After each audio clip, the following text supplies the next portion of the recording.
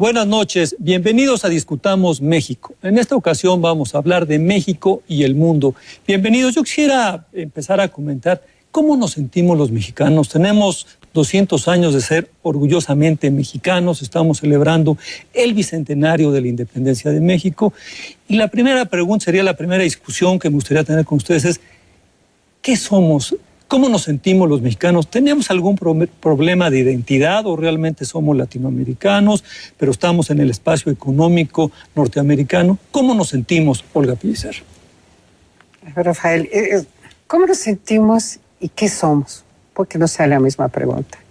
Porque ¿cómo nos sentimos? Estamos pensando en referencia con el mundo, en relación con el mundo, ¿cómo nos sentimos? Y la gran pregunta, el gran debate que está presente desde hace muchos años es, ¿somos de América del Norte o somos latinoamericanos?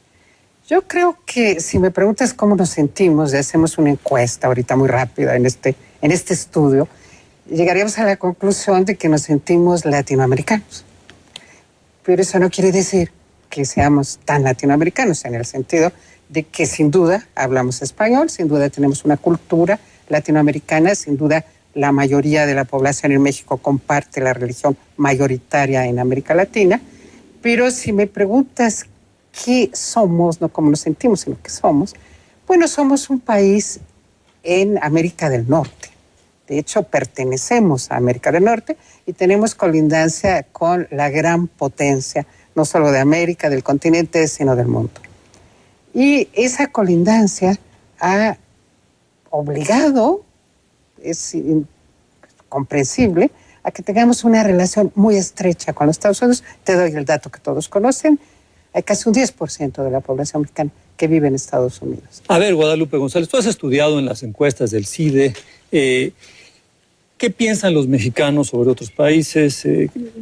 ¿A qué aspiramos? ¿Cuál es nuestra identidad? ¿Nos sentimos latinoamericanos? ¿Nos sentimos norteamericanos? Sí, claro. Mira, yo te diría que hay una brecha entre el discurso en el que nos hemos socializado como mexicanos, que aprendimos en la escuela, en el sentido de que tenemos este discurso de que México es un país anti-norteamericano, alejado de los Estados Unidos, que somos un país latinoamericanista, nos gusta América Latina, y para cerrar esta descripción, que somos un país multilateralista.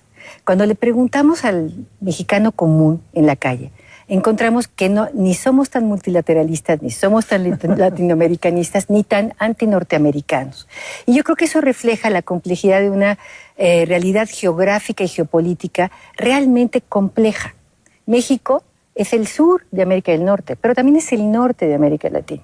Y México es un país mesoamericano, estamos conectados a Centroamérica, nos guste o no, seamos los grandes o los chicos. También tenemos una vertiente al Pacífico, histórica. Recordemos que México era el paso, ¿no? Sí, entre Europa y Asia. Y también tenemos una vertiente atlántica. Y eso se refleja en una identidad compleja, que el discurso político y hasta el diseño de nuestra política exterior, creo yo, ha tendido a aplanar. Y creo que estamos en un momento, ahora que iniciamos, esperemos otros 100 años de independencia, como para replantearnos realmente hasta dónde esta visión que tenemos de México en el mundo, aquella que heredamos de la Revolución Mexicana, ¿no?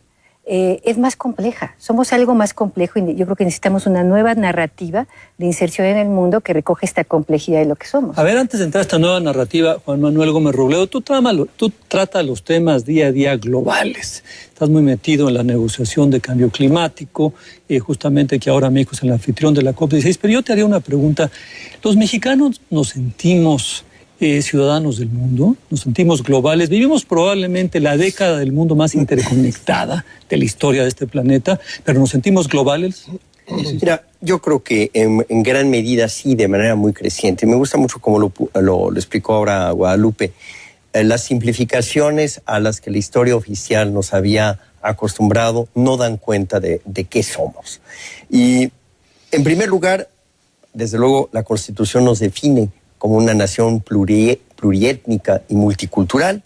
Eso explica todas las facetas del México contemporáneo, un México donde 10% de la población es de origen indígena, donde se tienen registradas 50 y tantas lenguas indígenas que son reconocidas y que tienen cierta cabida, por lo menos en la educación básica de este país, pero es un hecho que también hay que recordar que pese a todos los episodios trágicos del siglo XIX, en la construcción de la nación mexicana, pese a todo ello, pese a las intervenciones de Estados Unidos, pero también de Europa, no dejamos de ser un país que finalmente pertenece a la gran familia de Occidente.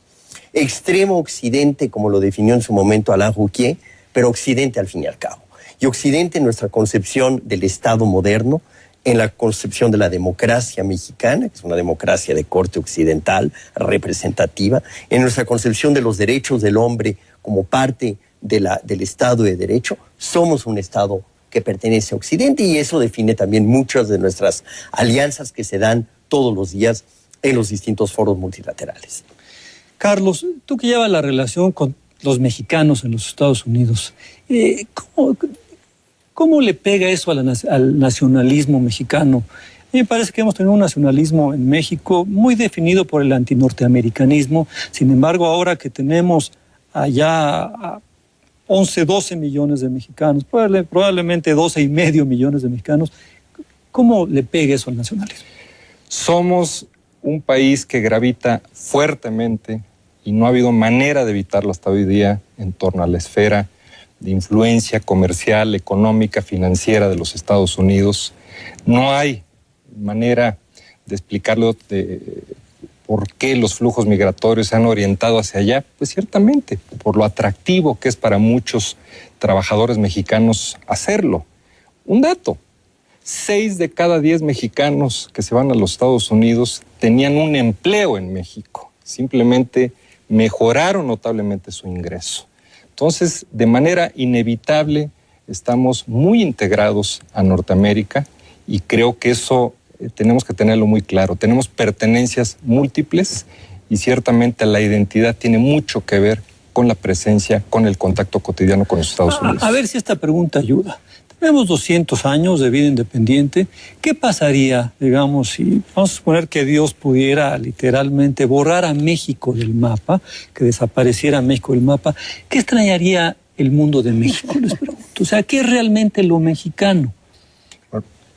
Yo creo que lo más fuerte que tiene México es su cultura. Exacto, sin duda. Yo creo que hay muy duda, ¿no? pocos países que se comparen en América Latina, por ejemplo, con la raigambre cultural mexicana, ese México prehispánico, ese México colonial muy rico, ese México que ha podido mantener a lo largo de su historia estos rasgos de las diversas etnias, las diversas lenguas que nos componen.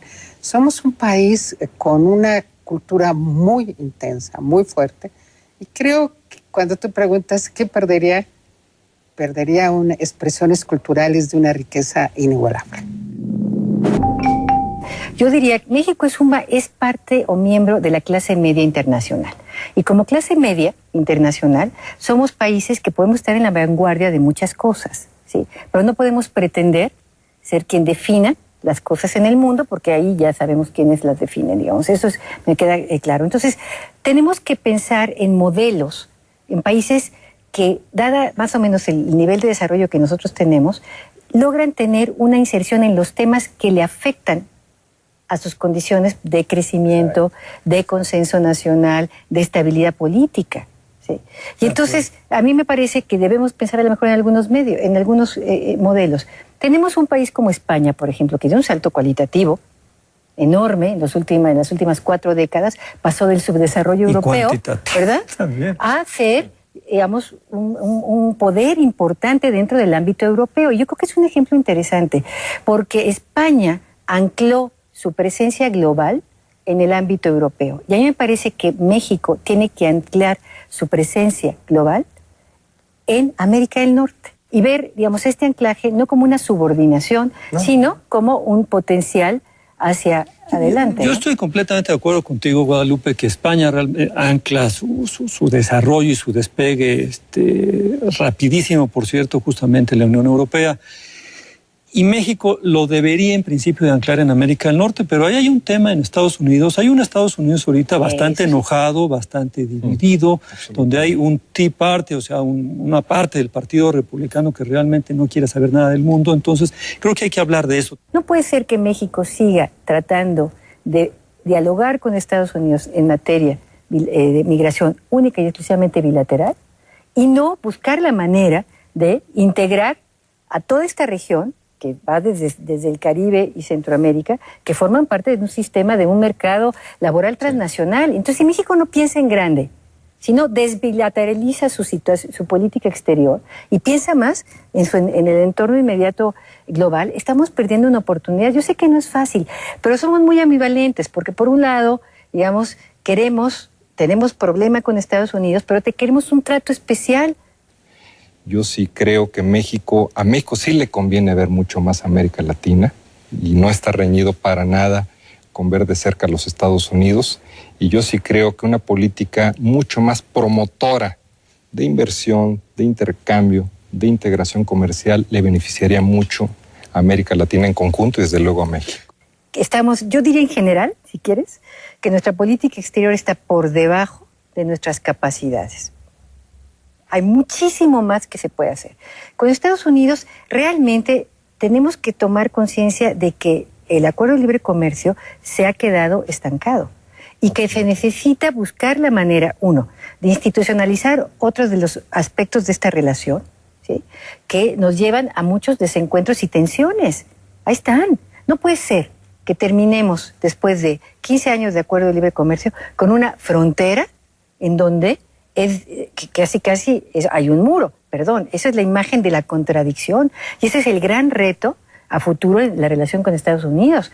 ¿Cómo hacemos converger la integración económica y social con una relación de cooperación en temas de seguridad y de migración mucho más fluida, de socios reales? Porque ya me imagino yo, ¿verdad?, el resto de Europa poniéndole una frontera y un muro.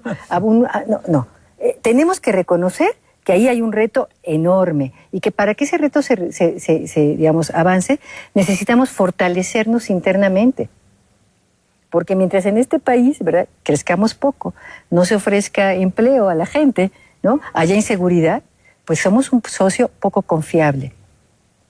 Yo estoy de acuerdo que la democracia es tener varios puntos de vista, pero no cuando eso lleva a la parálisis. Llega a muchos casos en que llega a la parálisis.